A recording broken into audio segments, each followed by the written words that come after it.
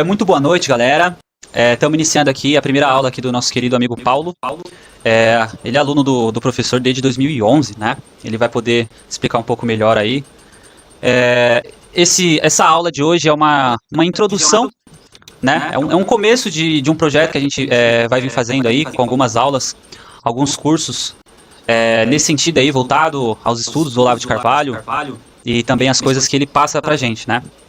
Focando mais em algumas coisas, em outras horas em outras coisas, mas certamente quem participar aí dessas aulas e cursos vai adquirir aí algum conhecimento, tá? É uma iniciativa do nosso grupo aqui, que é o grupo no WhatsApp, que é para alunos e simpatizantes do Olavo de Carvalho. O link do grupo está aqui na descrição. Quem for aluno ou simpatizante do Olavo, pode ficar à vontade aí para participar, tá? Fala aí, Paulo, qual aula é essa? Quem é tu? Olá, muito bem, obrigado a todos. Bom, meu nome é Paulo, né? Paulo de Tarso Elizaga Pereira. Eu sou aluno do COF desde 2011, né? Embora já eu tive contato com o professor Olavo antes disso, ainda nos anos 2000, né? Na internet, onde ele tinha os grupos do Orkut. Depois teve o True Outspeak, que era transmitido ali no Talk Radio e depois no YouTube, né? Então ali iniciou, vamos dizer assim, minha jornada, né, no conhecimento do professor Olavo. E eu tinha uma formação inicial ali em letras, e uma das coisas que mais me chamou a atenção ali, quando eu comecei a estudar o professor, né, foi a completa diferença do que a gente via na faculdade, né? Porque muitos autores que ele trazia, muitos pontos de vista, muitas obras que ele citava, simplesmente eram desconhecidas no ambiente acadêmico, né? Nós sabemos que o ambiente acadêmico brasileiro tem uma série de dificuldades, algumas de ordem material, outras por desconhecimento mesmo, e outras por escamoteação, né, de determinados autores que não podem ser estudados, ou quando é impossível de escondê-los, né? Esses autores, eles são assim meio que recortados para caber dentro, né, daquilo que a universidade aceita, né, na universidade brasileira, como se fosse a ideia do autor. Enfim, o Olavo sempre pareceu assim muito, de início me pareceu muito interessante, muito diferente, né? Uhum. E eu resolvi ali então em 2011, depois de já ter estudado um ano inteiro, né, a partir da bibliografia ali do Olavo, fazer o COF e ali seguir sempre nos estudos, né? E a gente tá em 2026, se conheceu ali nos anos 2000, e assim, é uma caminhadinha, hein, Paulo? Não é pouca coisa, não. É verdade, mas assim, eu acho que é impossível abarcar tudo. O que o Olavo ensinou em vários cursos, no COF e nos livros publicados, né? Realmente é um conhecimento assim, muito superior, típico, né, de eruditos, de polímatas, né? Aquela pessoa que sabe muitas coisas, de várias coisas, e muito aprofundado em cada uma dessas dimensões, né? Então, o cara é fera. Pega uma coisa do Olavo e tem trabalho para a vida inteira. Uhum. Só para apresentando aqui nosso querido Dom Fernando, eu não sei se ele tá aqui nesse momento. Tá aí, Fê? Tô divulgando. Perfeito. Tá aqui o nosso querido Dom Fernando, é do grupo também. Ele vai estar ajudando em algumas partes técnicas também. Em alguns momentos ele vai estar trazendo algumas imagens aí para vocês verem. O curso, a aula hoje, né, no caso, seria... quiser iniciar, o Paulo, iniciar já a aula, dar já a introdução e partir, pode ficar à vontade, tá, querido? Sim. Bom, primeiramente, né, só para esclarecer para quem está nos ouvindo, vendo, quem vai ver esse vídeo posteriormente, esse tópico surgiu, né, porque os grupos que a gente participa, que são de admiradores da obra do professor Olavo, né, muitos são novos ali no grupo, ou entraram em contato recentemente com as obras do professor e sempre perguntam, né, mas por onde começar, ou como é que a gente entende certos conceitos ali do professor, né? Então a gente pensou numa ideia, né, de fazer algumas lives, né, com alguns assuntos muito básicos que são tratados pelo professor Olavo, foram tratados, né? Assuntos da política, ou da vida intelectual mesmo, ou alguma coisa da filosofia, que a gente puder estar dando uma formação mínima para que a pessoa consiga entender esses conceitos e depois seguir com seus próprios passos, né? Então, a gente achou que era melhor sempre começar do começo. Né? Então, normalmente é bom começar do começo, né? Isso, né? Então, assim, eu selecionei alguns textos, né, um pouco fora da ordem que foram dados originalmente em cursos pelo professor Olavo, mas numa ordem que eu achei que fosse mais fácil do pessoal entender, né? E chamei isso de como iniciar uma vida de estudos, né? Com base, né, na inspiração do que a gente tem do professor Olavo. Então, esse foi, vamos dizer assim, o mote do que a gente vai estudar. Depois eu acho que vai ser colocado aí os links de todos os artigos, né, que estão disponíveis aí na internet que estão embasando, enfim, essa parte, né, que o professor coloca. Então a primeira parte, né, já dando início, né, ao programa que eu tinha enviado, né, ele vai tratar da vida humana, né. O professor Olavo, ele coloca, né, a vida humana, que pode ser, vamos dizer assim, ele resume em 4 atividades, né, básicas, em 4 tipos de vida, né.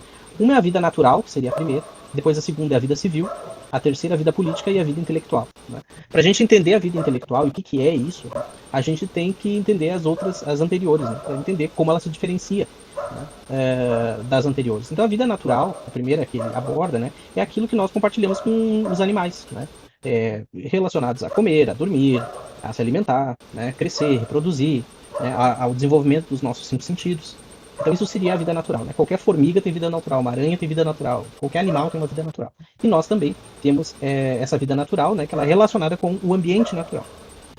Já a vida civil, né, ela compreende, vamos dizer assim, uma vida conjugal e de parentesco, né, num primeiro patamar, e no segundo as atividades econômicas, né? Então isso é a vida civil. Então ela abrange tudo, né, o que seja derivado da vida conjugal e de parentesco e da atividade econômica, né? Então a relação com os teus filhos, a relação entre pai e parentes próximos, né, tudo aquilo que envolve, né, a educação familiar, a mais básica, né, para se viver em sociedade, e as atividades de comércio, tanto a venda ou negociação de produtos, enfim, tudo isso é a vida econômica, né? Tudo que envolve valor e comércio com outras pessoas, né? Então esse é a segunda etapa da vida, que já não é mais natural, mas também envolve o outro, né? O conhecimento do outro. Uhum. Depois nós temos a vida política, né? A vida política ocorre que vários desses agrupamentos familiares, né, eles vão aumentando numa sociedade, eles vão ficando cada vez mais complexos, né? Envolvem relações de trabalho, relações de diversos interesses que uma pessoa e outra, que um grupo e outro possa ter, né? Então na vida política, né, nós já estamos falando aí de Estado, governo e justiça, né? Então aí nós temos uma ideia, né, quando a gente fala de Estado e governo, de administração, né? As relações de administração envolvem ali a distribuição de tarefas, as metas que nós vamos ter em comum, né? E também formas de garantir o cumprimento daquelas metas estabelecidas para toda a sociedade, né?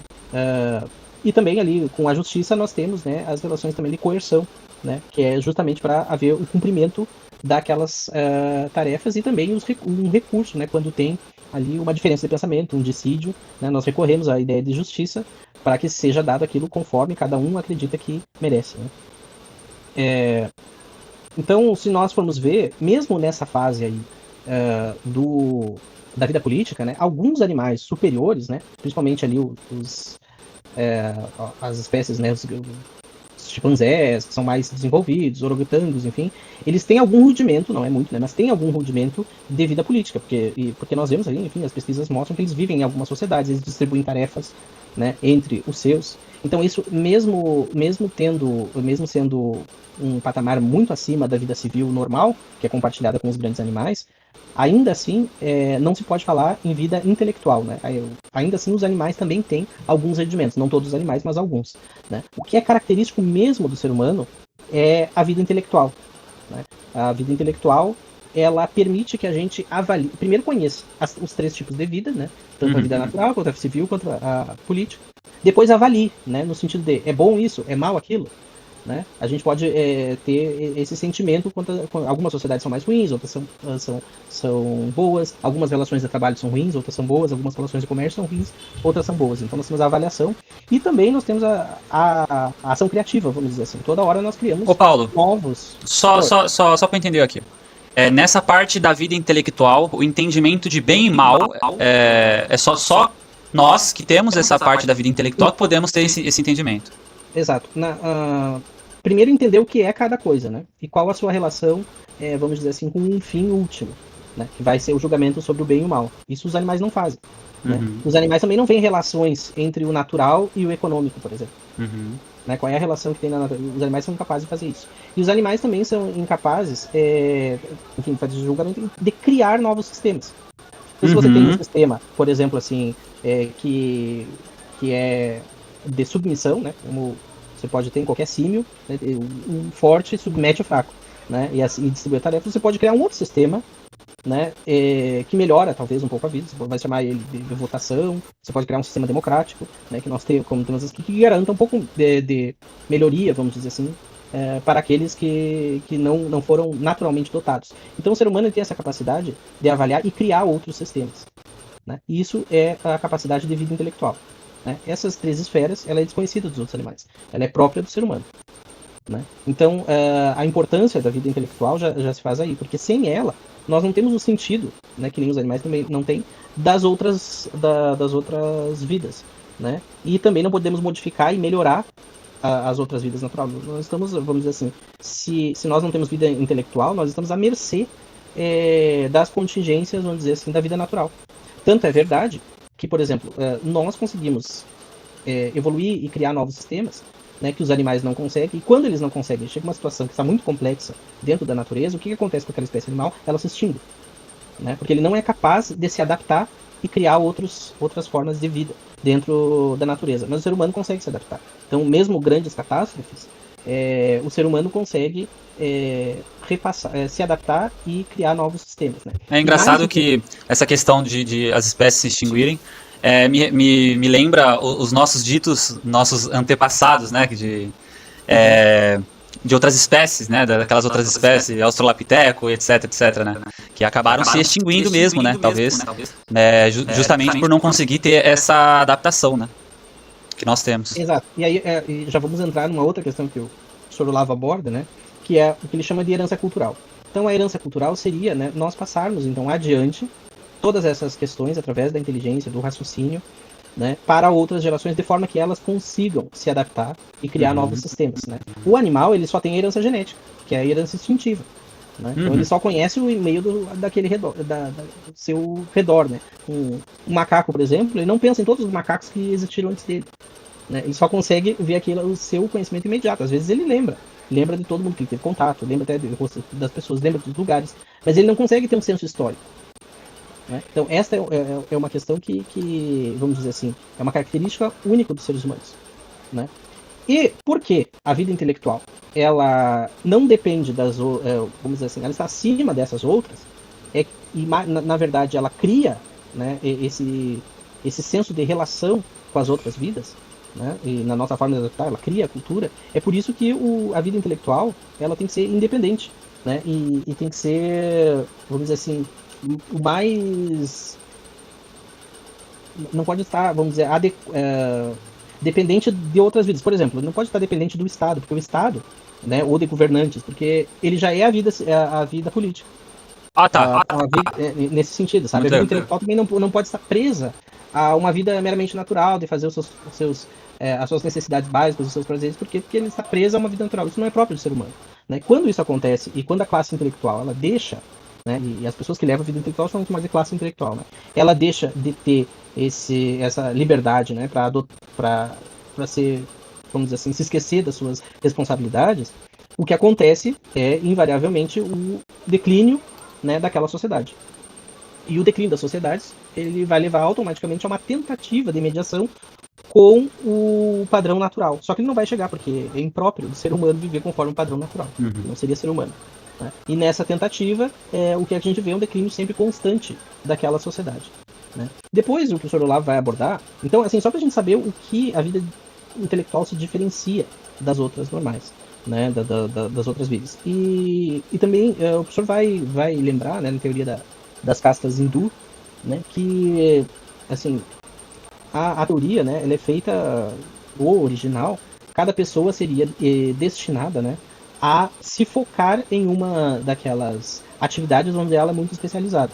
Então você tem a primeira casta, né, que é a casta dos Shudras, que seriam aquelas pessoas que vão trabalhar com o trabalho manual, né, ligado às necessidades básicas. Depois você tem a casta dos Kshatras, que são os comerciantes. Eles vão estar mais focados no segundo padrão, né, no econômico e no civil. Depois você tem a casta dos Kshatriyas, que são os guerreiros e os governantes, né, que estão ali na vida política, né? E por último você tem a classe dos Brahmanes, que são os mais voltados, vamos dizer assim, para a vida intelectual e artística ou filosófica. Então, esse entender a relação dos tipos de vida e de expressões de vida do ser humano também nos diz muito sobre a nossa vocação, né? Ele vai utilizar essa língua, embora no original seja, vamos dizer assim, na teoria hindu mesmo, seja uma definição genética, ou às vezes até definida pelo governo mesmo, né, antigamente, nós não precisamos utilizar essa definição, nós podemos usar simbolicamente, né, como uma adaptação que nos ajuda a entender melhor, né, em qual, vamos dizer assim, em qual segmento da vida mais propriamente a gente pode contribuir. Paulo, através dessa... só uma coisa, acabou passando um pouco, mas eu fiquei curioso com essa questão. Quando você falou, né, que a sociedade ela não é própria de viver uma vida só natural, né, o ser humano, né, e isso ocorreria na defasagem da sociedade, né. A gente tem algum exemplo de sociedade que deixou de viver assim a vida intelectual quase que completamente e a gente viu o resultado que isso gerou? Ou pelo menos algo próximo disso? Por exemplo, o Brasil hoje cada vez mais emburrecido, né? Cada vez ligando menos para essa parte intelectual e tá ligando muito mais para essa parte natural, para essa parte política e deixando muito de lado isso. A gente consegue enxergar o nível que caiu aqui da sociedade brasileira através disso? Esse seria um ponto? Sem dúvida seria, né? E aí vai ser muitos trabalhos do professor nessa questão ali vão dar conta, né? Principalmente todo o imbecil coletivo, ele mostra isso, quer dizer, a classe intelectual, ela abdica das suas, não só das suas prerrogativas, mas do seu senso de dever, de entender as coisas, de relacionar, de escolher o melhor conforme o bem, né? E se baseia em outras, ou nos seus desejos imediatos, né? Seja o desejo de poder, desejo de sexo, desejo de prazer, desejo de dinheiro, seja para vamos dizer assim, um foco na política, né, partidária do dia. Né? E isso vai aos poucos, né, inevitavelmente fazendo uma debacle cultural, né, que nós vamos ver aí se refletir tanto na cultura do povo, né, que vai sendo cada vez mais focada, vamos dizer assim, nos níveis mais naturais, né, e também na própria inteligência mesmo, médica. Nós constantemente temos tido as piores notas, né, ou baixando as notas cada vez mais em relação ao QI, em relação à alfabetização, em relação ao domínio de língua estrangeira, em relação à matemática, enfim, todos os exames que a gente tenha feito, todos eles indicam, né, que nós só pioramos. E é engraçado porque ele é inversamente proporcional àquilo que nós investimos, né, porque cada vez aumentam as verbas públicas para a educação, né, e elas não se revertem na melhoria da educação, né, nos testes comparados com os nossos pares. Né? Ao mesmo tempo que nós temos, por exemplo, os nossos vizinhos ali, Uruguai, Chile, tal, que investem muito menos proporcionalmente à sua população, né, com resultados muito melhores. Então, esse é um dos efeitos. Né? O efeito mais devastador é o desaparecimento daquela sociedade, né? E por outra, que é mais organizada, que é mais culturalmente elevada, né, acaba suplantando a sociedade anterior. Isso sempre aconteceu durante a história da humanidade. Perfeito, obrigado, Paulo. Você estava finalizando já o entendimento sobre as caças hindus e estava trazendo Isso. Então, o professor vai colocar, né, que na verdade, toda a nossa instância a gente deve buscar adquirir todos esses níveis. Né? Tanto do nível, a vida ideal do ser humano é passar por todos esses níveis. Se você tiver uma vida intelectual, você vai realizar todos os trabalhos da vida civil, da vida política e da vida natural de uma forma melhor. Né? Então, nós temos que buscar um eterno aprimoramento, né? Como se fosse ali em círculos concêntricos. Então, você, sendo que a vida intelectual, né, seria o fio condutor de todas as outras vidas. Né? E isso aí faria com que os indivíduos pudessem viver uma vida mais plena e melhor, e com sentido, e também a sociedade como um todo. Né? Então, esse seria o primeiro ponto, né, para nós entendermos a necessidade da vida intelectual e no que ela se diferencia das outras. Né? Bom, depois que nós já temos isso, né, a gente pode falar, então, da organização da vida intelectual. Né? Como é que a gente estuda, né, e como é que o que é necessário para que nós tenhamos conhecimento e vamos dizer assim, essa herança cultural herdada, né? Como é que nós adquirimos? Então ele vai colocar, né, que a primeira coisa que nós temos que fazer é mapear o terreno. Né? O que seria mapear o terreno? Nós sabemos em que situação nós estamos, né? O ambiente que nós estamos e as nossas condições de exercermos algumas atividades. Né? Ele vai dar como exemplo, né, dois materiais que são, assim, na época, isso aí eu acho que em 91 ele começa esses estudos, né? Então eram ainda vigentes esses 2 livros, né? Um é o Como Fazer uma Tese, do Humberto Eco, que é esse livro aqui. Eu vou mostrar aqui, né? Esse livro aqui Como fazer uma tese? Isso, Como Fazer uma Tese, do Ah, tá. Humberto Eco. Uhum. Tá? Humberto Eco é um autor italiano, muito conhecido, né? E que ele estava muito preocupado porque ali na década de 50 e 60, muitos jovens italianos estavam indo para a universidade, né? E eles eram jovens diferentes, eles eram jovens que eram da classe mais baixa, da classe trabalhadora, né? Enquanto que até então só os jovens da elite que estudavam, certo? No momento, então, porém, enfim, até por conta do fim da Segunda Guerra e tudo mais, a sociedade mudou, e principalmente a italiana, precisava se reorganizar, né? E houve vamos dizer assim, uma abertura maior para as classes trabalhadoras, né, em adentrar os estudos superiores. E esses trabalhadores, eles não tinham uma educação, vamos dizer assim, de berço, né, como os filhos dos aristocratas. Então era necessário, claro, o país era muito cultural, mas eles não tinham, né, o indivíduo não tinha essa educação, não tinha acesso direto a essa educação. Então ele, basicamente, né, o Humberto Eco nessa obra, ele vai colocando ali o passo a passo que um jovem naquela situação, né, deveria fazer para adentrar a universidade. É um livro muito bom, recomendo que todos leiam também. Né? É uma situação do brasileiro atual, não é isso? Assim. Nem tanto. Por quê? Porque aí o que o Olavo vai fazer depois é te mostrar a diferença para o Brasil. Por quê? Porque as universidades italianas estavam muito bem, vamos dizer, consolidadas. O conteúdo não fica mudando de programa toda hora. Né? É um programa utilizado há 300, 400 anos. É o mesmo.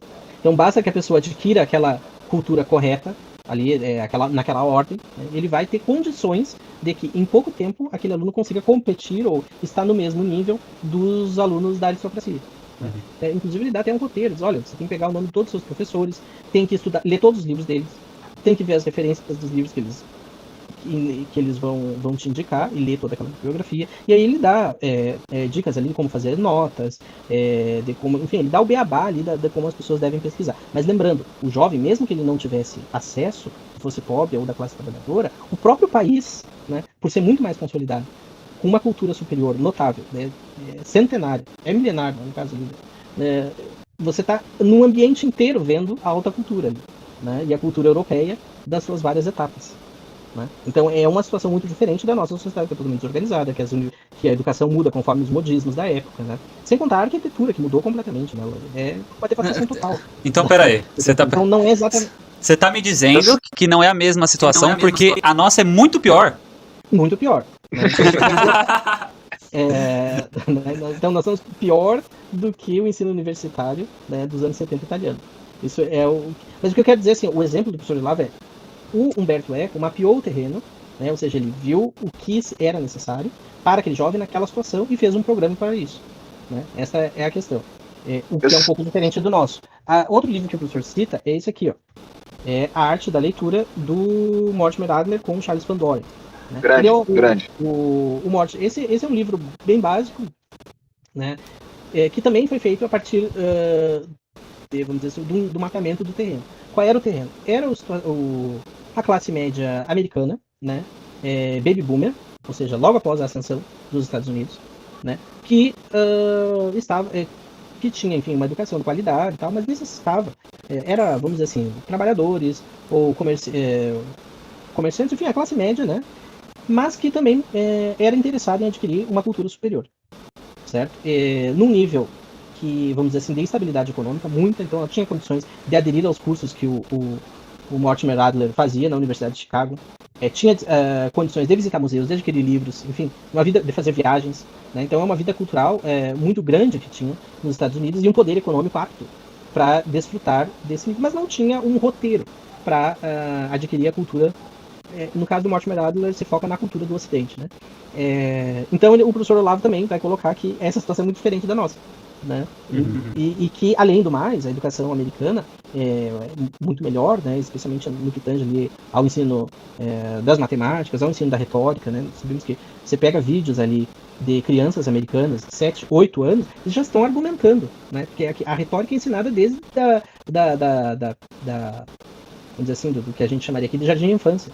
Né? Eles já têm aulas de como formular um argumento, de como refutar, né?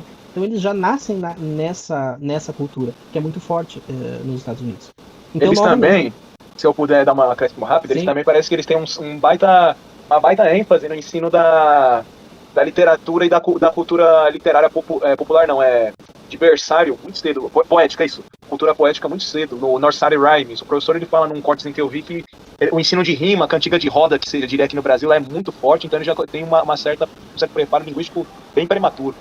E eu só ia acrescentar também que, caraca, só acho que meu pai aqui, Humberto Eco, ele é mais famoso por aquele livro lá do Nome da Rosa, né? Mas até relógio quebrado é certo às vezes, né? Só isso mesmo. O Eco é um cara, assim, ele tem livros sobre tudo que é coisa, entendeu? E também, mas os livros dele, que eu saiba, assim, ele se notabilizou como um crítico literário e um literato em geral, né? E também tem eu que eu conheço é o único romance dele publicado, não sei se tem mais, é capaz, assim, nunca me aprofundei no Humberto Eco, porque eu sempre li as obras dele de teoria e crítica literária, né? Mas é capaz que ele tenha outros livros, talvez de teatro ou romance, não sei. Sei que o famoso é O Nome da Rosa, mas na verdade ele tem vários livros nessa área de crítica literária, de história da literatura, né? E também, né, esse livro aí que é um clássico, né? A gente chama isso nas universidades, né, de iniciação científica, né? Então ele é um clássico da iniciação científica, vamos dizer assim, o livro do Humberto Eco. Mas, novamente, ele estava preparando, né, os alunos para adentrar a universidade, alunos das classes mais baixas, das classes operárias italianas. Enfim, o professor vai colocar que essa não é a mesma situação, nem essa situação do Mortimer Adler, nem a do Humberto Eco. Ele pode... você pode ler, entendeu? Vai ser muito bom você ler se você aplicar aqueles métodos. Mas entenda que no Brasil a coisa é pior ainda, né? Nós não temos uma estabilidade do país, nós não temos uma cultura herdada, né, que seja superior, e nós temos todo tipo de modismo educacional. E tudo isso estraga e limita muito a atuação do estudante brasileiro. Tem um problema também, né, que é o problema da língua, né? Tanto da língua da nossa gramática, que ela é bastante complexa, vinda do latim, né? Então ela é uma língua, vamos dizer assim, de precisão, né, que se você alterar a ordem das palavras, se você colocar uma vírgula fora do lugar, você já muda completamente o contexto, né? E então isso faz com que nós tenhamos que ter um especial cuidado com a nossa língua, né, com o conhecimento da gramática, sobretudo da nossa língua, dos melhores autores, das nuances de pensamento, né? E aí nós temos um problema, porque nós temos gerações inteiras, né, que foram ensinadas com livros traduzidos diretos do inglês, né? E o inglês tem certas características ali. Ele vai depois colocar nesse estudo que eu passei para vocês, né? Alguns dos problemas de tradução que ele encontrou ali. E que a pessoa, se ela não for muito consciente da sua própria língua, ela vai se perder assim em questões de não entendimento, né? Do que ela mesma está escrevendo. E talvez aí o Olavo já esteja, veja isso, de 91, já estava mostrando, né, a dificuldade que nós viríamos até depois, que é do analfabetismo funcional, né? Ele vai antecipando alguns problemas, né, ali que teria por não conhecimento da língua. E também, uma das coisas que eu acho que é interessante, né, ele fala do estado presente. Ele vai colocar que muitas das nossas expressões são utilizadas, né, com linguagem que vem direto do mundo das drogas, né? Se nós formos ver, também temos essa questão do nosso vocabulário básico. Boa parte das nossas gírias vem direto do mundo do crime. Você tá me mandando uma indireta aqui, ô Paulo? Não, tô falando que assim, no geral. eu tenho um vocabulário, às vezes, bem maloqueiro, herdado com certeza desse meio, né? Porque realmente, você vê, às vezes, o pessoal, um playboyzão e tal, que nunca teve contato nenhum com droga, nem com o mundo do crime, nem com nada disso, e o cara tendo um dialeto, né, um vocabulário bem desse sentido mesmo, né? Bem do pessoal do crime, que acaba se tornando mais belo, né? Por algum motivo, nesse país, isso se torna mais legal, é o cool. E, por exemplo, assim, tem coisas que a gente nem nota, né? Que a gente, hoje eu tava, assim, quando eu fui reler esses artigos, né, eu me lembrei que, por exemplo, quando a pessoa vai falar do alcaguete, que por sua vez já é alguma coisa, hoje é como dizer, esse é X9, né? Ou fulano, né, eu vi esses dias um cara no YouTube e tava falando assim, falou alguma bobagem, né, e aí se deu conta que tinha falado uma bobagem, que ele tava viajando e disse, tô brisado. É óbvio que a brisa não é vem do crime, mas vem do meio das drogas, né? Então, quando a pessoa tá na brisa. Então, e assim, se a gente for colher todo o nosso vocabulário, ele é permeado, né, de gírias que iniciam de um ambiente de crime, né, e que foram sendo espalhadas para a sociedade, e a gente não se dá conta dessas coisas, né? Isso só mostra a gente que tem a um porquê? cultura do crime ela é onipresente. A gente tem um porquê disso? Porque a cultura do crime, ela é onipresente e está influenciando toda a nossa sociedade. Isso, e ela entra também por meio da linguagem, porque a linguagem é invasiva, ela entra perfaz toda a nossa rede de relações dentro da sociedade. Então, se a nossa cultura ela reflete, né, uma valorização do crime, obviamente as expressões próprias do crime vão entrar também na sociedade. Pode Então, crer, velho. Esse problema aí, né? E o Olavo já colocava isso em 91. Veja que Bandidos Letrados, que é um artigo, um ensaio que ele vai fazer depois, né? Que vai iniciar, é o primeiro ensaio do livro A Nova Era da Revolução Cultural. Eu acho que é de 93, né? Mas ele já tinha, vamos dizer assim, um deslumbre que aquilo estava acontecendo antes, né? E ele escreveu isso em 91, mas provavelmente ele viu isso muito tempo antes, né? O que mostra, vamos dizer assim, aliás, um conhecimento da língua e das sutilezas da língua, né? Para ele perceber isso tão abertamente, né? E outro problema que nós temos aqui no Brasil, né, para iniciar a vida intelectual é a nossa formação deficiente, né? E aí é deficiente em tudo, é deficiente no ensino de matemática, no ensino de línguas estrangeiras, no ensino de português, no ensino de história, né? Que nós somos muito deficientes, né? Basta ver quando você tem uma opinião sobre o Império Brasileiro, né? As pessoas completamente desconhecidas, né? Quem são os nossos heróis? As pessoas não sabem, né? Eu ainda vivi num tempo, eu sou um pouquinho mais velho que vocês, né? Tenho 39 anos. Eu lembro que as notas de real e antes do real, eu acho que eu vi cruzeiro e cruzado, alguma coisa assim, elas tinham as figuras dos heróis da pátria, né? Então tinha ali Dom Pedro, tinha Princesa Isabel, tinha várias pessoas. Até do Marechal Deodoro, não era um herói, mas era alguma figura importante, né? E as pessoas olhando ali o dinheiro, elas tinham que necessariamente explicar quem é esse cara, né? E aí outra pessoa que sabia respondia, esse aqui fez isso e aquilo. Agora o mico-leão dourado. Exato. Se trocou tudo para os animais, né? Eu acho que antes eram os animais ameaçados de extinção, agora eu não sei se todos. Cachorro caramelo. O mico-leão dourado não. O Cachorro caramelo. É ameaçado. Cachorro caramelo é brincadeira. O mico-leão também. Era os animais extintos, né? Só pra comentar uma coisa, cara. Pra ter uma noção disso que você está falando, talvez algumas outras pessoas se reconheçam nisso, que do fundamental ao ensino médio, talvez eu fiquei de 3 a 4 anos sem professor de matemática. Não tive mesmo, tipo assim, aparecia lá um substituto e tal, depois não aparecia, ficava várias aulas vagas. Aí aparecia alguém que ficava fixo lá um mês e tal, daqui a pouco saía eu ficava sem de novo. Então assim, você imagina alguém tá nessa formação ainda, no jovem e tal, e você fica 4 anos sem professor de matemática, isso é absurdo. Eu, por exemplo, não tive, no meu tempo, não era obrigatório ter línguas estrangeiras, né, no currículo. Então eu nunca tive aula de inglês, nem de espanhol, de outra língua, do primeiro ao 8º ano. Hoje seria primeiro a 9º ano, né?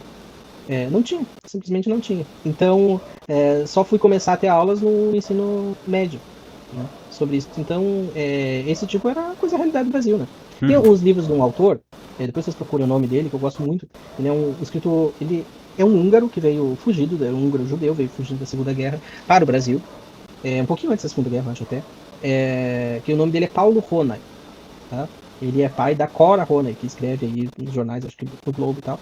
E esse Paulo Ronay, ele foi o grande, vamos dizer assim, um iniciador, vamos dizer, de uma escola de tradutores, né, no tempo que havia obras boas de tradução. Então, ele sabia várias línguas, ele modernizou muitos métodos de tradução, foi uma pessoa muito importante nessa área, né? E ele escrevia também para os jornais. E depois reuniram os escritos dele, e um dos escritos, eu acho que é Como Aprendi Português e Outras Histórias. O nome do livro é esse. Não me lembro qual é a editora que saiu. E que ele fala, né, como era o estudo do português. Aliás, o estudo básico nas escolas brasileiras, né? Porque ele estava reclamando que o governo militar tinha tirado o latim do currículo, né, do currículo do ensino básico. E aí ele reclamava, olha, vocês já tiraram aí, vão tirar o latim, que é imprescindível, que nós aprendemos a língua e tal. Já se está falando em tirar o francês, na época, né? Era o ensino de língua estrangeira, era principalmente francês. O Brasil tem muita herança da educação francesa, né? E também iam deixar só o inglês, que era uma língua, e ele já fazia essa crítica, né? Mas o inglês, então se tivesse que tirar, né, seria melhor vocês diminuírem um pouco dela do inglês, porque o inglês não vai ter tanta utilidade por ser uma língua mais técnica, né? E ademais, né, 80% do vocabulário do inglês vem do latim. Então, se você continuasse com o ensino do latim e do francês, rapidamente aprenderia o inglês, que tem uma gramática muito mais simples, né? E ele já, então, quer dizer, quem podia ir na escola, claro que o país era muito analfabeto naquela época, poucas pessoas iam para a escola, mas quem ia, né, tinha uma educação de excelente qualidade, né? Você tinha aulas de latim, tinha aulas de francês e tinha aulas de inglês, né? Isso aí nós estamos falando dos anos 50, 60, né? Já aí você vê, passa os anos 90, que foi quando eu estudei, né? Não tinha nem aula mais em inglês, e pouca, latim também não, nem francês, nem inglês, né? Então, o que foi reduzido, né, do currículo provocou uma destruição, né, na educação básica brasileira. Então, esse é o ponto da educação deficitária que nós temos, né, aqui no Brasil em comparação com a educação europeia, né? Na Europa, todas as pessoas que saem do ensino médio, todas elas são fluentes em inglês, né? E nas línguas, porque na Europa as pessoas falam várias línguas, né? Mas a língua básica ali delas, elas têm aula e são fluentes, todos eles, fluentes em inglês. É muito difícil nós vermos um europeu que não saiba, né? Agora, tem algum motivo específico para eles terem tirado essas línguas? A gente sabe? Sim, o ensino militar. Aí tem todo um movimento da Escola Nova, né, que é iniciado ali pelo Darcy Ribeiro, né, no Brasil do primeira metade do século XX, depois vai influenciar no governo militar, né, e que buscava ali uma educação mais técnica, mais voltada para a formação mesmo do ensino técnico. Então eles enxugaram o currículo, né, para dar formação de nível técnico que o Brasil, que estava se industrializando após Getúlio Vargas, né, precisava de pessoas aptas para ocupar esses cargos. Então por isso foi limado o ensino tradicional, clássico do Brasil, né, com influência europeia, para ser colocado esse currículo que era dito de influência americana, mas que não tinha nada de influência americana. Mas era extremamente simples, né, simples e simplório. E que foi então produzindo o que a gente tem hoje de educação. Esse é um problema. Outro problema que o professor Olavo coloca, né, é o caráter farsesco, né, da nossa cultura. O que ele quer dizer com isso? Ou no Brasil, para ter uma vida intelectual, tu nasce rico de berço, né, então tu tem acesso a livros, a viagens, etc. Né, ou tu vai ter que se esforçar dentro de uma universidade. Mas aí na universidade tem outras coisas em jogo, né? Tem a questão vamos dizer, da disputa por verbas de pesquisa. Tem a questão da submissão das pessoas aos superiores, seja ao seu orientador, seja ao superior, se você já é um professor, né, ao seu colega. Então tem uma vaidade acadêmica, né? Tem tudo isso que você tem que aguentar esses sapos para poder ter um ambiente minimamente saudável. Mas o ambiente da vaidade acadêmica e das bobagens... Bom, isso assim, sendo normal, né? Porque considere que o artigo é de 91. Se fosse escrito talvez hoje, né, com tudo que a gente tem na universidade, né, peça macaquinhos, teses ali, né, completamente estapafúrdios, né, tem um perfil da Nina Borges, né, que é uma pesquisadora que estuda só isso. Tá? Você pega ali no Instagram, você morre de rir das teses que estão sendo lançadas. Então é muito pior ainda do que era nos anos 90. Né? E aí, se você não quiser nenhuma coisa nem outra, quer dizer, não nasceu rico de berço, né, nem quer ser um puxa-saco, né, o que muito o professor denunciava? Aí você vai para a cultura de massa, né, ou rebaixa para fazer a linguagem do povão, que é basicamente uma das coisas que a gente está vendo hoje. Né? Você não tem como explicar uma questão assim, vamos dizer, de ideal. Você não tem como continuar na sua vida intelectual se você se submete, né, ao falar da mídia, aquilo que a mídia considera que é o ideal, aqueles autores badaladinhos da mídia. Então você se rebaixa, porque, né, para você falar da mídia, hoje você tem que falar que determinados autores são bons e a gente tem que ler e achar bonito. Né? Porque se você não faz isso, então você é um cara muito feio, muito detestável, que não... Se criou a tal da tirania do consenso, né? Em que, tipo, todo Sim, não, é assim, você tem que ler o livro do Felipe Neto, entendeu? E comentar aquela bobagem, essas coisas do tipo. Ai, caraca, mas é disso aí também, tipo... É nesse sentido que fala, né? Você não quer ir para a universidade porque né, você tem que se submeter. Você não nasceu num ambiente privilegiado, então você vai ter que se submeter a outro ambiente que é pior ainda, né? Que é o do show business, né? E aí você vai ter que rezar conforme aquela cartilha. E pior ainda, sua mentalidade tem que ser do mesmo lugar. Tipo, eu nasci na favela. Mas assim, tipo, pô, eu curto a cultura, sei lá, a cultura do Império Romano. Império Romano não, muito arcaico. Enfim, eu não quero pensar igual um World One. Mas, não, você tem que ser. Entendeu? Tipo, isso aí, nesse sentido. E a tirania do consenso, ela é pior ainda, porque ela escraviza quem não quer pensar diferente. Ou melhor, quem quer pensar diferente. Você acaba sendo ostracizado, né? É muito brutal isso aí, é o tal do cancelamento que dizem. Sim, e tu nota que tu tem que estar preso àquela vida política, né? Você não pode criar nada de novo, nem pensar diferente, nem raciocinar sobre isso. Nossa, né? pode crer. Nós estamos ainda voltando a viver na vida política e saímos da vida intelectual, que é o que o professor falava. Né? Se você só pode reproduzir aquilo que está no seu meio, né? Quer dizer que tu não tá acima, não que seja acima, mas você não pode pensar na relação última daquele meio, você não pode criar coisas novas, você não pode pensar nessas relações que o meio tem com as outras coisas. Então, você não tem vida intelectual. Perfeitamente. Você está preso na etapa anterior da vida política. Tá? Depois o professor vai falar ainda, né, e criticar muito esse discurso de que, não, primeiro, a gente tem assim, eu tenho que ter um bom emprego, que me pague muito bem, que eu tenha prestígio na sociedade, aí depois eu vou adquirir a vida cultural, a vida intelectual. Né? Ele diz, olha, isso nunca aconteceu na história do Brasil. Né? Pelo contrário, se a gente for ver toda a nossa história, a história do Brasil, ela é feita, né, os nossos maiores autores, todos vieram das classes mais humildes, né? E desde cedo estudaram. É muito bom a gente ver a história do Machado de Assis, né? Porque o Machado de Assis nasceu pobre, era mestiço, né? Num país muito racista, ainda escravagista, né? E ele aprendeu, se não me engano, aprendeu francês, eu acho, na esquina da casa dele tinha uma padaria, né? E aí a dona da padaria lá ensina francês pra ele. Não lembro se foi francês ou inglês. E assim ele foi indo, né? E aí depois, ele morava no Rio de Janeiro, né? Foi tendo por ocasião também, às vezes tem uns lances de sorte, né? Conheceu um jornalista que era amigo dele, aprendeu ali as letras, enfim. E foi indo sempre galgando com dificuldades. E assim faz todos os nossos autores. Né? Mas nunca eles enriqueceram e ganharam prestígio primeiro para ter uma vida intelectual depois. Né? E ele vai dizer que isso é um discurso ideológico, né, da classe dominante para que as classes dominadas nunca tenham acesso às coisas. Por quê? Porque a classe dominante, os donos do capital, né, eles não criam os empregos que as pessoas precisam para cumprir essa meta de enriquecer primeiro. Né? Então, na verdade, seguindo o nosso histórico, a gente vê que o ideal é você ter que fazer, se você quer ter uma vida intelectual no Brasil, você é quase como um sacerdócio. Tá? Ele vai dizer que tem que ter uma determinação monástica, né?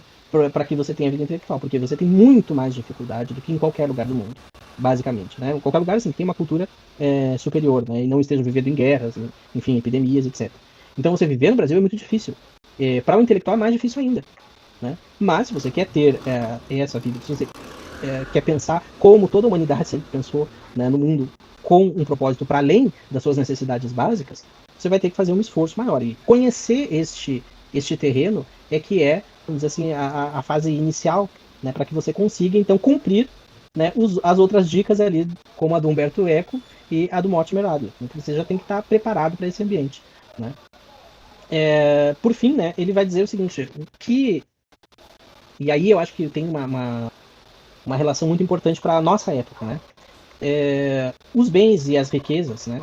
As riquezas e os bens em geral, seja ele bens materiais ou bens do espírito, né? Inteligência e tal, ela é numa quantidade, a diferença de quantidade disso é o que diferencia os seres humanos, né? Isso é um princípio da economia. Né? Alguns seres humanos são mais inteligentes, conseguem, né, fazer cálculos matemáticos melhores, outros conseguem falar línguas melhores, enfim.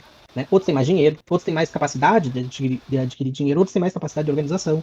Enfim, a diferença desses materiais é o que forma a diferença dos seres humanos, né? Segundo os princípios econômicos. A princípio da economia, assim, a disciplina. Né? Qualquer recurso, seja de natureza econômica ou não, ele pode ser ampliado ou ele pode ser dilapidado. Né? Então, por exemplo, você sabe ali, tem um princípio, mesmo que você não tenha estudado o assunto, né? Mas você sabe vender bem, é um bom vendedor, né? Vende uma limonada ali. Daqui a pouco, se você seguir os passos certos, né, e for contínuo na sua atividade de uma forma correta, você consegue ampliar, né, o seu escopo. Né? Tanto para ganhar mais, talvez você faça ali uma fábrica de limonada, outra vez um bar ou alguma coisa do tipo. E o contrário também é válido. Aliás, é mais comum no Brasil. Né? Às vezes a pessoa é herdeira, filha de milionário, ela dilapida tudo em uma geração. Uhum. Né? Ela perde tudo que os pais construíram. Então, qualquer bem, ele pode ser ampliado ou ele pode ser dilapidado através do esforço contínuo, né, da atividade contínua e da rota certa ou errada. Né? Só que aí, o que isso nos traz para nós? A substância da vida humana, né, é o tempo. E o que diferencia, então, o caráter dos seres humanos para a realização da sua vocação é como eles empregam esse tempo. Né? Então, se você tem um caminho da sua vida, vamos dizer assim, do seu sentido de vida voltado a algo superior, e você utiliza o seu tempo, né, de forma a cumprir aquela missão que você tem como vocação ou que você se deu, então você realizou mais habilmente, né, a sua vida que outro, que é dispersivo, que deixa, né, a sua vida ser, vamos dizer assim, levado ao vento. Isso daí Claro que remete à parábola dos talentos, né? Exatamente, né? Claro que existem pessoas que são muito azaradas na vida, né? que elas, enfim, lutam e não conseguem porque acontecem muitas adversidades. Mas mesmo essas pessoas, elas deixam para nós, né, lições de que algo ainda precisa ser cumprido, né?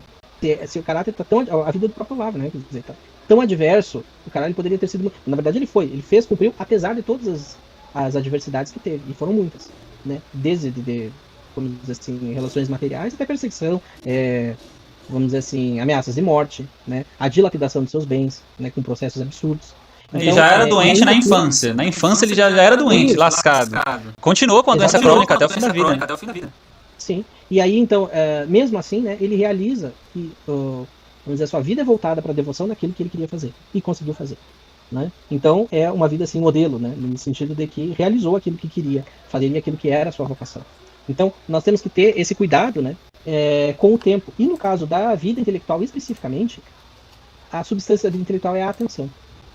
Né? Então, aquilo que nós voltamos a nossa atenção, né, o tempo todo é o que define, então, a nossa vocação. Mesmo quando nós estamos fazendo coisas que aparentemente não tem nada a ver com a nossa vocação. Né? O professor fez o exemplo do Mário Ferreira dos Santos. O Mário Ferreira dos Santos é um cara que adorava futebol. Né? Ele ia lá para os estádios e tal, e era um fanático por aquilo. Mas terminava o jogo, né, isso contam os filhos dele, né, dali ele tirava várias lições, né, de relações sociais, de companheirismo, de lições, enfim, das coisas possíveis que o futebol podia trazer para ele. Então, isto é o que diferencia, vamos dizer assim, o intelectual, porque mesmo quando ele está fazendo atividades, vamos dizer assim, que aparentemente não tem a ver com a sua relação intelectual, ele está pensando de uma forma intelectual sobre elas. Né? E isso aí tem uma, vamos dizer assim, uma importância muito grande para a nossa época, porque nós estamos vivendo na época da dispersão. Né? A gente gasta o tempo inteiro com coisas que não nos acrescentam em nada, né? E, ao mesmo tempo, não tiramos dela nenhuma lição com o resto da nossa vida. Né?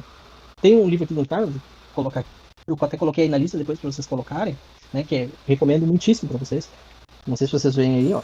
Ele é em inglês, mas eu acho que tem uma tradução em português, tá? O nome é The Shallows, do Nicholas Carr. Tá? Já é um livro antiguinho, acho que é de 2010, por aí. Antes, então, ele vai falar sobre o uso dos smartphones, né? Isso é antes do boom do Facebook.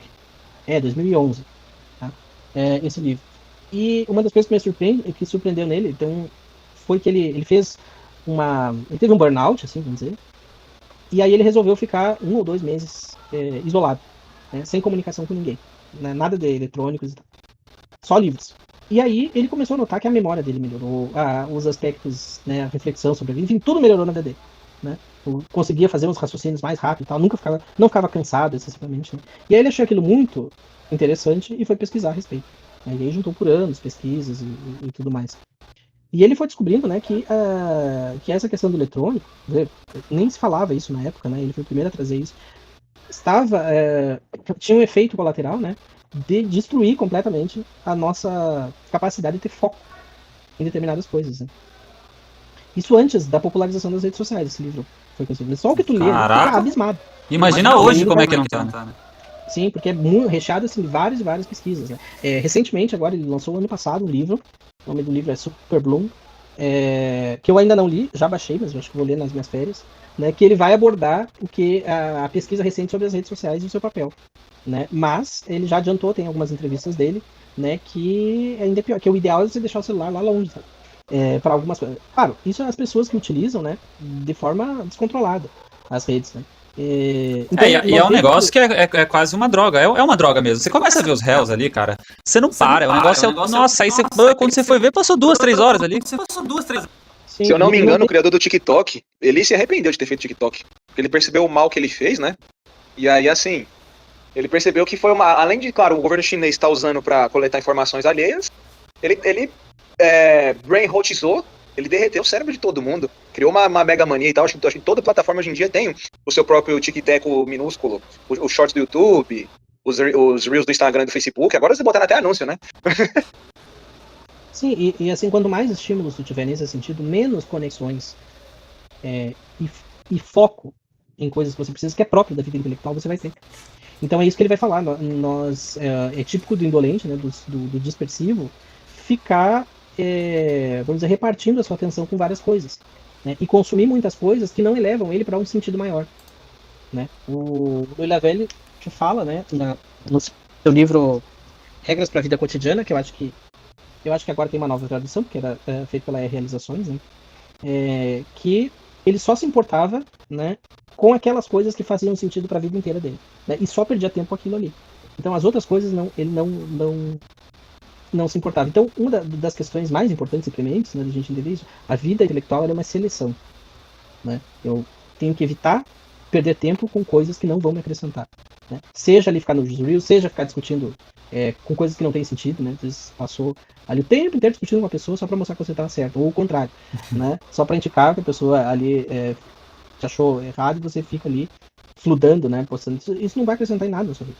Agora, vai acrescentar se daquela discussão que você pôde ter, você tirou referências, você pensou de uma forma diferente, aquilo ali entrou dentro do seu imaginário, você vai buscar aquilo depois.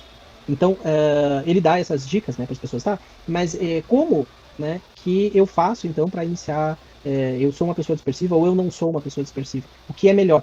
O Olavo vai falar, então, assim, depende. Se você é uma pessoa que consegue ter um foco, a maioria das pessoas hoje não conseguem ter, né? Mas se você consegue ter, então você estuda aquilo ali com foco e pode até se dedicar às outras atividades, porque elas não vão ter um efeito nocivo. Agora, se você não tem, se você é dado à dispersão, né, você vai ter que fazer o esforço, né, de sentar, reservar algumas horas do seu dia e estudar e eliminar todas as distrações, né? Mas o principal é o que você faz ao longo do dia, né? Ele vai dizer que é exatamente, mesmo que você esteja assistindo um jogo de futebol, você esteja na praia lá, curtindo e tal, você tem que relacionar essas atividades, né, da sua vida com um sentido útil, né, próprio.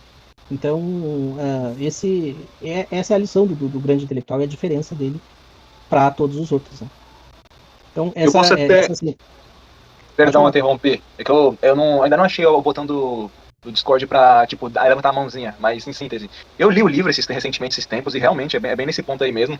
E a diferença do intelectual para a pessoa comum é que, tipo, vão haver dias em que o intelectual ele não vai conseguir ficar debruçado na sua escrivania, no seu escritório, para ler assunto X e procurar a resposta fundamental da questão tal da vida dele, da questão, acho que a questão, esqueci o termo, tinha um termo ali, questões de vida, questões principais, não lembro mais, enfim.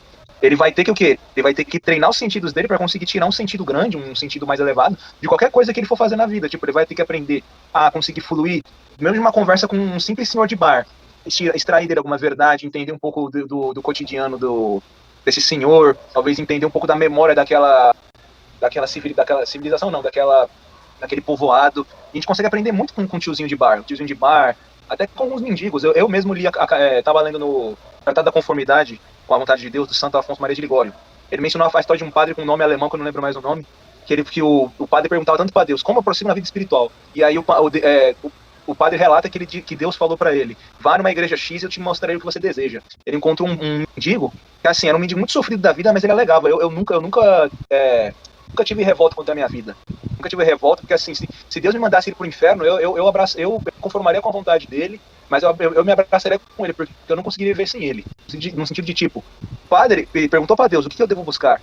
E aí Deus mandou ele conversar com um mendigo que assim, você não dá nada pro mendigo, você vê ele todo jogado, você não pensa que ele vai te ensinar algo, mas ele pode ensinar algo, porque a verdade é atemporal e não pertence a ninguém. Isso é uma das coisas que eu mais gostei do livro, e sobre esse ponto do foco, é verdade mesmo, é literalmente isso, uma das coisas que eu mais estou tendo dificuldade de botar no meu cotidiano, é justamente esse ponto do, tipo, uma das bases do livro, você tem que ter uma vida simples, uma vida simplória não, uma vida simples, que tipo, você não pode ficar criando muitos focos que te distanciem do seu trabalho, você tem que escolher no máximo uns 2, 3 temas, e olha lá, um tema principal e uns 2 secundários, e conseguir manter assim, a firmeza nos 3, ou algo do tipo assim, ou tipo, você não ter, até o fato de você ter uma mesa bagunçada, no dia seguinte vai te deixar tanto desanimado para prosseguir, ter uma rotina bagunçada. O intelectual tem que ter uma vida simples, não precisa ter um bando de lantejoulas, essas coisas muito, muito chiques, muitos empregados. O livro literalmente fala disso. Claro, não tem empregados, mas manter essa ordem é uma coisa muito, muito vital que a gente está precisando, ainda mais com a época da dispersão. Não tem ainda, né, Fê? Por enquanto não, daqui a pouco tá mandando, tá contratando, né? Meu sonho é ter um Alfred. Quem não quer ter um Alfred na vida, né? Então, assim, pessoal, só para a gente resumir aqui, esses seriam, né, o início do que o professor Olavo fala de mapear o terreno. Então, esse é o terreno. A gente está no Brasil, nessa situação, né, e esses são os requisitos da vida intelectual. Bom, sabendo disso, qual é a próxima etapa, né? E aí ele vai dar uma série de... E aí são vários artigos, né? Quer dizer, como iniciar na sua vida de estudos. Então ele vai mostrando ali... a gente até, primeiramente, a pensar em alguns artigos do mínimo, né, o livro mínimo, que você não precisa ser idiota, mas eu lembrei, né, que eu acho que é mais fundamental ainda. Tem um artigo dele chamado, né, o Quem é filósofo e quem não é, que apesar de ser para estudantes de filosofia, serve para todas as áreas, né, e que ele vai mostrar como ele aprendeu, né, e com quem ele aprendeu. E ele vai mostrar, então, que ele aprendeu com o padre lá do Sanz, né, Stanislav lá do Sanz, e que ele tinha um método muito interessante, né, o método era o seguinte, ele pegava um problema filosófico, né, e ia, vamos dizer assim, ensinando de acordo com a filosofia de um filósofo em específico, né, que tratou daquele tema. Então, por exemplo, sei lá, começava com Platão. Então ele dizia, este problema aqui Platão tratou assim, né, e ele ia expondo como se fosse o próprio Platão, né, e o aluno ia entendendo, né, aquele problema e já começava a raciocinar exatamente como o Platão raciocinava. E ele lia e não ficava criticando, dizia, não, Platão errou aqui. Não, vamos aceitar que tudo que ele falou está certo. Né, vamos incorporar o espírito de Platão, a forma crítica do Platão. E aí depois ele partia para outro filósofo, né? Sei lá, para Aristóteles ou para Santo Agostinho ou para quem quer que fosse, que também tratou dos mesmos problemas, né? Por outras técnicas, ou viu coisas que o Platão não tinha visto. E aí os alunos, né? Automaticamente começavam a ver o problema também com o mesmo olhar dos filósofos. Depois ele ia repetindo isso, né? Quando ele viu já tinha uns 15, 20 autores com o mesmo problema, né? E 15, 20 diferentes visões. Né? E aí o problema se mostrava com toda a sua complexidade. E no final ele dava a solução que naquele momento ele achava melhor, né? Então, assim, eles fizeram isso com toda a história, né? Com toda a filosofia, foi sempre vista desse jeito ali. E aí isso leva ao conceito, né, do status questionis, né? Que Aristóteles formulava, né? Como primeira coisa na investigação, nós devemos ver a opinião dos sábios. O que é a opinião dos sábios? É todo mundo que estudou aquilo, né? Se dedicou àquele assunto e que serve de obras de referência. Então, você tem que ter um histórico da discussão, né? E vendo quem discutiu aquilo até chegar na discussão hoje em dia. Então, esse é o primeiro ponto que você deveria. Ele recomenda, né, que você faça. Pode procurar em livros de filosofia. Se não for de filosofia, você pode procurar nos livros da sua área, né, que tenha o histórico daquela divisão. Então, é muito importante você adquirir, né, esta visão, mas não, vamos dizer assim, um histórico tipo, aquele autor pensava isso, aquele autor pensava... Não. Você aprender com o autor a ponto de se tornar ele, ver as coisas pelos olhos dele, exatamente como ele enxergava, incorporar a filosofia daquele autor dentro de você, né? Ou aquele método daquele autor dentro de você. E aí depois passar para outro, para outro, para outro. É como se fosse um teatro. Você é uma outra pessoa naquele momento. E também sempre procurar, não por dizer assim, vou estudar a história, não, procurar por temas que lhe interessam. Isso é uma grande dica que ele sempre... Você gosta de saber, sei lá, a origem do Estado, ou a origem do dinheiro, ou por que as pessoas têm inveja. Enfim, qualquer coisa que você se interesse, você tem que começar tanto a montar a sua biblioteca, como montar a sua área de estudo a partir das coisas que você quer resolver. As coisas que te chamam a atenção. Né? E ali procurar o histórico e a ordem. E procurar ler as coisas, então, dentro daquela ordem. No meio do caminho, você vai ter desvios, né? Porque às vezes o autor enfoca outra coisa, você descobre que para ler alguma coisa você precisa ter lido outra, né? Antes dela, que é prévia a ela, mas tudo bem. O fato é que você só vai procurar o conhecimento a partir de alguma coisa que realmente você tem interesse. Né? Que é o contrário do que a gente vê na universidade, na escola, principalmente. Você aprende tudo que não tem o menor interesse para você, tanto que as pessoas, né, passam, não estão nem aí. Por quê? Porque ela realmente não é despertado o interesse dos alunos naquilo que ele realmente vê como um problema. Então, o método dele, do professor Olavo, passa então por essa questão de analisar o problema conforme o seu interesse e ver a opinião dos sábios, né? O status da discussão até que tenha chegado em você no ponto atual. Eu acho que esse era o método que ele sempre utilizou e é o método que serve, né? Fora que, pelo menos naquele assunto que você se interessa, você vai ter um grande conhecimento a ponto de fazer uma contribuição, né, para a sociedade sobre aquele tema que você enxergou. E todos os grandes sábios, e as pessoas inteligentes do mundo, se você for ver bem, elas fizeram isso. Né? Um ou outro tema que a pessoa sempre gostou e tal, e ela foi a fundo, foi procurando e foi se informando e conseguiu dar uma grande contribuição para a humanidade dentro daquele escopo específico. Né? São os obcecados, né? Sim, exatamente. E aí depois disso, aí você pode pegar qualquer livro de método, né? O próprio professor indicou muitos livros, né?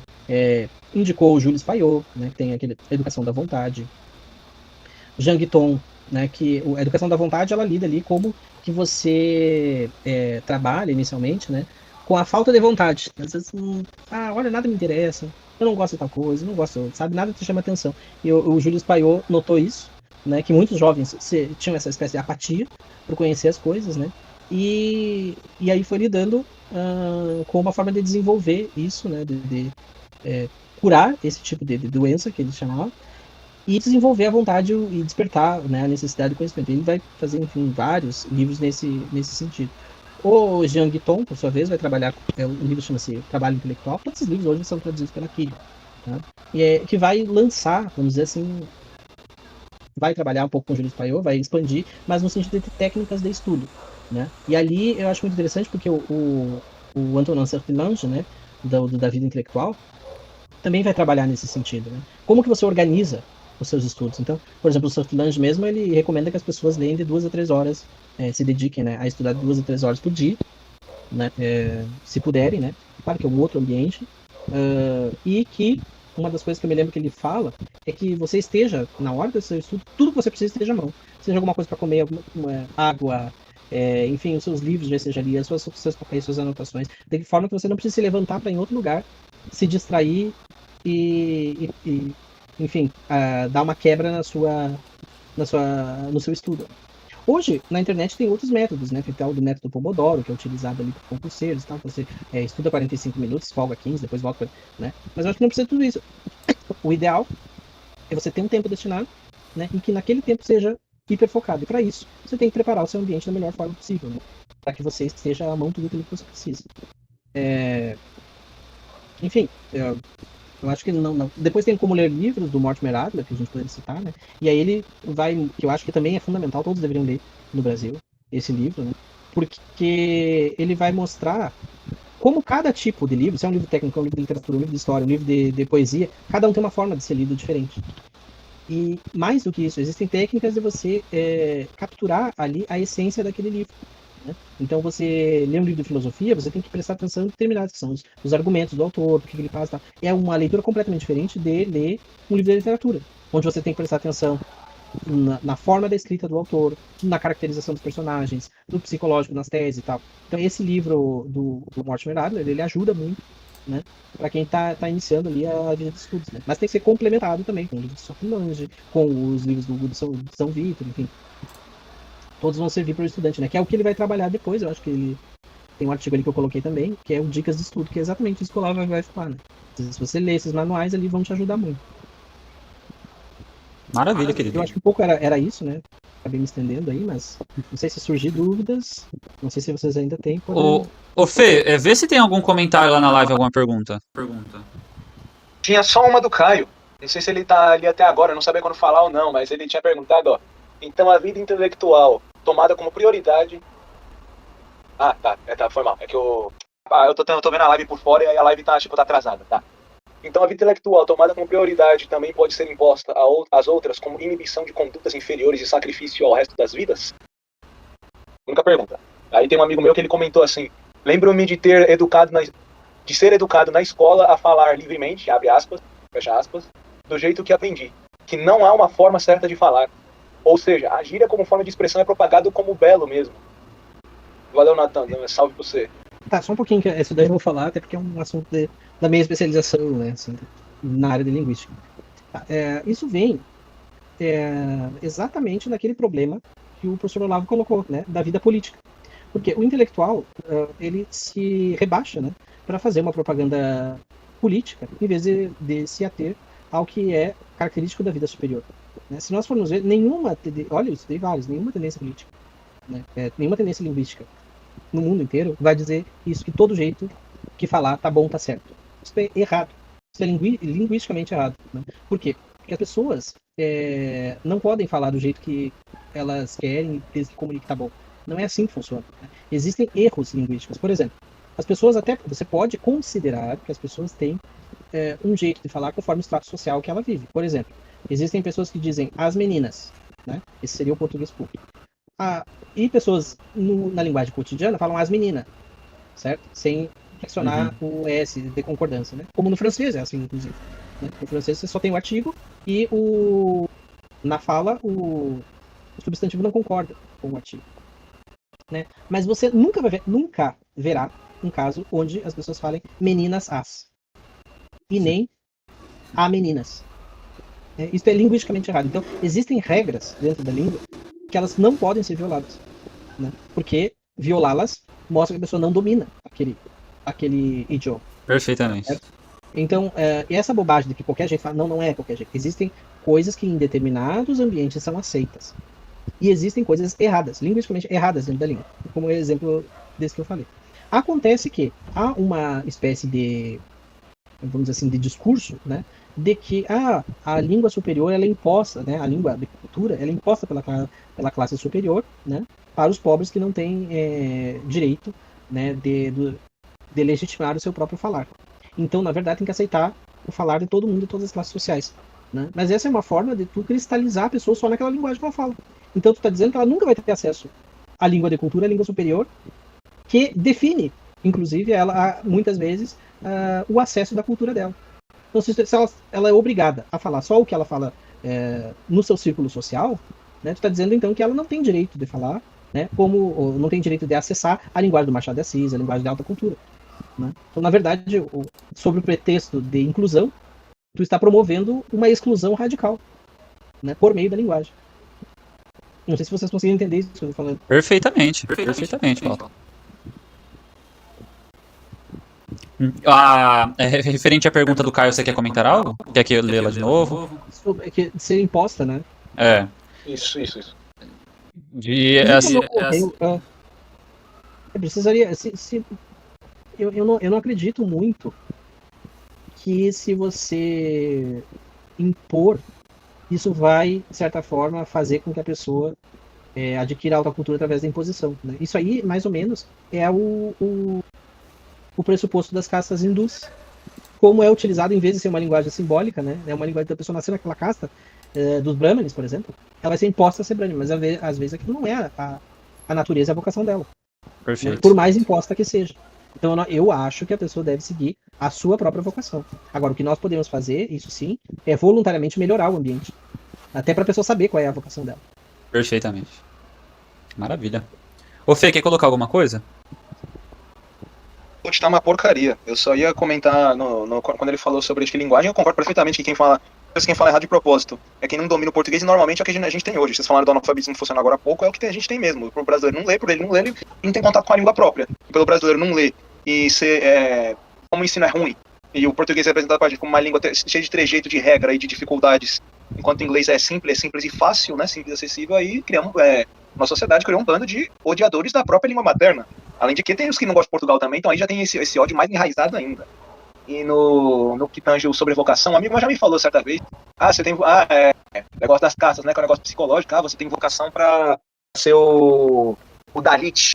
Dalit, se eu não me engano, é o trabalhador braçal mesmo. Você tem vocação de ser Dalit, eu sou... O Dalit é que assim, na verdade, os intocáveis, né, são os Dalits.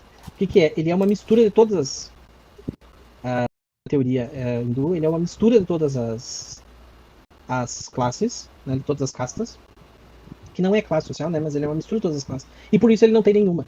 E aí, então, ele não está adequado para aquela sociedade ideal, segundo os hindus. Né? É por isso que, por meio da educação, né, se conseguiria... isso que vale dizer que o Dalit não tem uma vocação definida, certo? Então, porque ele tem uma mistura de todas. Todos nós, na nossa sociedade, em geral, nascemos com uma mistura de cada uma. Mas a educação nós conseguimos corrigir, né, de forma a direcionar o nosso sentido de vida conforme a nossa vocação. E aí, por isso, idealmente, nós estaríamos numa das 4 classes, né, e não na Dalit, que a Dalit seria a mistura de todas. É que ele só falou aquilo ali pra me desqualificar, basicamente, pra falar que eu fui feito pra ser... também não tem fundamento, né? A ideia dele é certamente cultura de televisão, né? Não do que aquilo é dentro da cultura hindu mesmo. Certo, faz sentido. Eu acredito que sim. E eu ia falar mais do que? Acho que era alguma coisa do Inib... Não lembro, lembrei. O Guerra contra a Inteligência do Olavo, na segunda aula, ele chega a falar que, assim, o emborrecimento programado é de propósito, então mas o Estado exagerou e chegamos num ponto que a gente tem que deixar as pessoas minimamente inteligentes. Porque, cara, o bagulho tá tão sério que, cara, tá difícil. Ainda mais pra você falar algo útil e algo sério. Então, assim, mesmo o pedreiro, ele tem que estar um pouquinho mais entendido, cara, porque o bagulho tá sinistro. E Fala aí, você ia comentar outra coisa que o amigo meu comentou aqui. Assim, o material que a gente tinha visto para selecionar ali para o nosso grupo lá, vocês veem que a maioria eram artigos dos anos 90, início dos anos 90. Então era uma realidade que já era terrível, mas não era tão terrível quanto a de hoje, né? Então você, mais ou menos, e ele estava também, não lidando para os jovens que estavam entrando, né, mas por gente que teve a sua formação nos anos 70, 60. Então ele estava dando curso para essas pessoas, né? Que foi onde começou a, vamos dizer assim, a destruir a educação pública brasileira, né? Foi nessa época. Então ele estava corrigindo um pouco da destruição, né, que havia na educação pública, né, dando aquelas pessoas a oportunidade de se corrigirem e de seguir nos estudos intelectuais. Ele já mostrava uma debacle da educação como um todo. Putz. Mas hoje, com certeza, o mundo é pior, né? E não é pior só no Brasil, né? É o mundo inteiro, como eu vou lá dizer, o mundo a brasileiras. Então, havia uma programação de emburrecimento que já está. Nós estamos exportando o modelo, né? O mundo... então, isso o futuro é sombrio. Gostoso demais. Aí, só para não entender, um amigo meu perguntou um negócio mais ou menos interessante aqui. Ele falou: o relativismo atingiu tudo e me corrija se estiver errado. A relativizar, acho que é a relativização. Relativizar a linguagem, primeiro, é um grande passo para dividir uma sociedade, para que ninguém se entenda. E ele também perguntou, para finalizar aqui, impor a intelectualidade. Não pode parecer com o assunto do rei filósofo da República de Platão? Foi isso que ele disse. Tá. Bom, existe um termo em linguística que se chama relatividade linguística. Tá? O que ele quer dizer isso? Que as línguas, elas mudam, né? E de alguma forma elas poderiam limitar a visão de mundo de cada pessoa, né? De forma que seriam incomunicáveis alguns grupos que falam uma língua e outras outras. Mas isso já foi desmontado, né, pelas teorias gerativistas. Né? Ela vai dizer que e na verdade isso não é nada do gerativismo, ele vem lá da gramática dos medievais, né? A gente vê isso até em Santo Agostinho, né, quando ele vai falar da forma mentis, né? Então, todo mundo fala, tem uma espécie de comunicação implícita na nossa cabeça, né? E que quando nós verbalizamos, nas diferentes línguas, nós verbalizamos mediados, vamos dizer assim, por essa rede de signos de sinais que é o que o mundo nos dá, né? Então, na verdade, assim, em termos teóricos, vamos dizer, todos os seres humanos têm a mesma capacidade de falar, né? Difere um ponto e outro que cada língua foca, né? Aí sim pode ser aventado que por questões culturais. A relativização linguística pode causar uma ruptura de comunicação entre as pessoas? Acredito que sim, porque se nós formos ver, por exemplo, o latim, existia um latim culto falado pela elite e o latim que era falado pelos soldados, né? Esse latim falado pelos soldados foi levado para as províncias. As pessoas com o acesso ao latim vulgar, que se chamava, que era falado pelos soldados, com contato com as tribos locais, isso é que originou as línguas neolatinas, né, como português, espanhol, italiano, romeno, etc. Então, sim, nesse sentido, né, se nós não prestarmos, né, e, vamos dizer assim, não valorizarmos uma uniformidade mínima, né, da nossa língua, a tendência é nos dispersarmos, formarmos línguas diferentes e povos diferentes, né, com o passar do século, exatamente como aconteceu com o latim que gerou não só línguas diferentes, mas povos diferentes, né? E o mesmo aconteceu com o germânico, e o mesmo acontece sempre, certo? De forma que um dos fatores de unidade do povo é a unidade da sua língua ou suas línguas, né? Porque às vezes tem mais de uma língua natal. Então, é um fator que permite a uniformidade do povo, né? Pelo menos é o que a gente observa. Então, sim, eu acredito que pode ser, mas aí nós teríamos que ver, né? E isso também passa por questões políticas, né? Porque nós estamos vivendo em pleno auge da despersonalização e desnacionalização dos povos.